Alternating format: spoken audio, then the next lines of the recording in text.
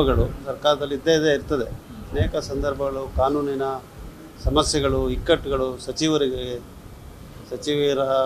ಸಂಬಂಧಿಕರಿಗೆ, ಶಾಸಕರಿಗೆ ಬಂದಂಥ ಸಮಯದಲ್ಲಿ ನಾನು ನಿಸ್ವಾರ್ಥವಾಗಿ ನನ್ನ ಜವಾಬ್ದಾರಿ ಅಲ್ಲದಿದ್ದರೂ ಕೂಡ ಪಕ್ಷದ ನಿಷ್ಠಾವಂತ ಕಾರ್ಯಕರ್ತರಂತೆ ನನ್ನ ಸೇವೆಯನ್ನು ಮಾಡಿ ಅವ್ರಿಗೆಲ್ಲರಿಗೂ ಅನೇಕರಿಗೆ ಕಾನೂನಿನ ಗಾಂಡಾಂತರದಿಂದ ಪಾರು ಮಾಡಿ ಇದನ್ನು ಗುರುತಿಸ್ತಾರೆ, ನನಗೆ ಅದಕ್ಕೆ ಆದ್ಯತೆಯನ್ನು ಕೊಡ್ತಾರೆ ಅಂತೇಳಿ ನಾನು ಭಾವಿಸಿದ್ದೆ. ಒಂದು ತಗೊಳ್ತದೆ, ಅದು ಅನೇಕ ಲೆಕ್ಕಾಚಾರಗಳಿರ್ತದೆ.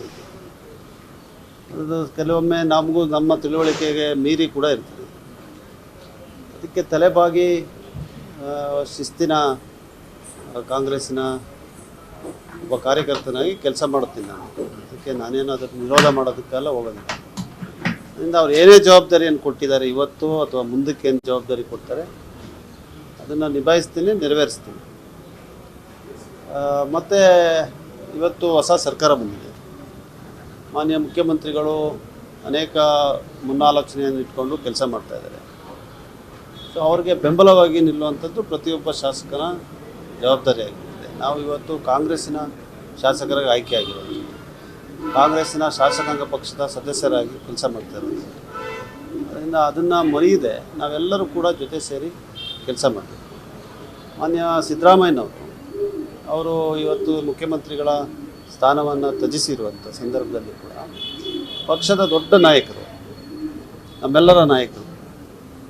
ಅದರಿಂದ ಅವರ ನಾಯಕತ್ವದಲ್ಲಿ, ಮುಖ್ಯಮಂತ್ರಿಗಳ ನಾಯಕತ್ವದಲ್ಲಿ ಖಂಡಿತವಾಗಿ ಮತ್ತು ನಮ್ಮ PCC ಅಧ್ಯಕ್ಷರ ನಾಯಕತ್ವದಲ್ಲಿ ಖಂಡಿತವಾಗಿ ಪಕ್ಷಕ್ಕೆ, ಸರ್ಕಾರಕ್ಕೆ ಒಳ್ಳೆಯ ಭವಿಷ್ಯ ಇದೆ ಅಂತ ಹೇಳಿ ನಾನು ನಂಬಿದ್ದೇನೆ. ರಾಜ್ಯದ ಜನತೆ ಕೂಡ ನಂಬಿದ್ದಾರೆ.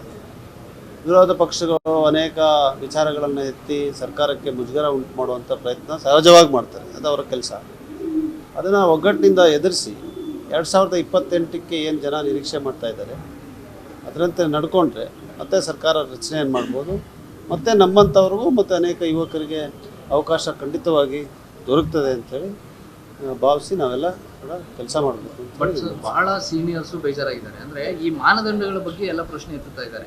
ಯಾವ ಮಾನದಂಡದ ಮೇಲೆ ಕ್ಯಾಬಿನೆಟ್ ರಚನೆ ಆಯಿತು ಅಂತ ನೋಡಿ, ಲೆಕ್ಕಾಚಾರಗಳು ನಮ್ಮ ಮನಸ್ಸಿನಲ್ಲಿ ಅನೇಕ ಇರ್ತದೆ. ಈಗ ನಾನು ಕೂಡ ಅನೇಕ ಲೆಕ್ಕಾಚಾರಗಳನ್ನು ಮಾಡಬೇಕು. ಕೊಡಗಿಗೆ ಕೊಟ್ಟಿಲ್ಲ, ಕೊಡವ ಜನಾಂಗಕ್ಕೆ ಕೊಟ್ಟಿಲ್ಲ, 20-25 ವರ್ಷದಿಂದ ನಮಗೆ ಪ್ರಾತಿನಿಧ್ಯ ಸಿಗಲಿಲ್ಲ, ನಾವು ಪ್ರತ್ಯೇಕ ರಾಜ್ಯವಾಗುತ್ತಿಂತ ಒಂದು ವಿಶೇಷ ಸಮುದಾಯ, ಇದಕ್ಕೆ ಯಾಕೆ ಗುರುತಿಸಲಿಲ್ಲ ಅಂಥೇಳಿ ನಾವು ಲೆಕ್ಕಾಚಾರ ಹಾಕೋಬೋದು. ಆದರೆ ರಾಜಕೀಯ ಲೆಕ್ಕಾಚಾರ ಒಬ್ಬ ನಮ್ಮ ಮನಸ್ಸಿನಲ್ಲಿರುವಂಥದ್ದು ಯಾವಾಗಲೂ ಸರಿಯಾಗೋದಿಲ್ಲ. BJP ಅವ್ರು ಗೆದ್ದಿದ್ರೂ ಕೂಡ ಅವರ ಮಾರ್ಜಿನ್ ಏನಿದೆ ಭಾಳ ಕಮ್ಮಿ ಆಗಿದೆ. ಸೊ ಇದು ದೇಶದಲ್ಲಿ ನಡೀತಾ ಇರುವಂಥ ವಾತಾವರಣ. ಇದನ್ನೆಲ್ಲ ಗುರುತಿಸಿ ಸಂಘಟಿತವಾಗಿದ್ದರೆ ಜನರಿಗೆ ಒಳ್ಳೆಯ ಕೆಲಸವನ್ನು ಮಾಡ್ಬೋದು, ಒಳ್ಳೆಯ ಕಾರ್ಯಕ್ರಮಗಳನ್ನು ಕೊಡ್ಬೋದು, ಅಭಿವೃದ್ಧಿಯನ್ನು ಮಾಡಲಿಕ್ಕೆ ಸಾಧ್ಯ ಆಗುತ್ತೆ.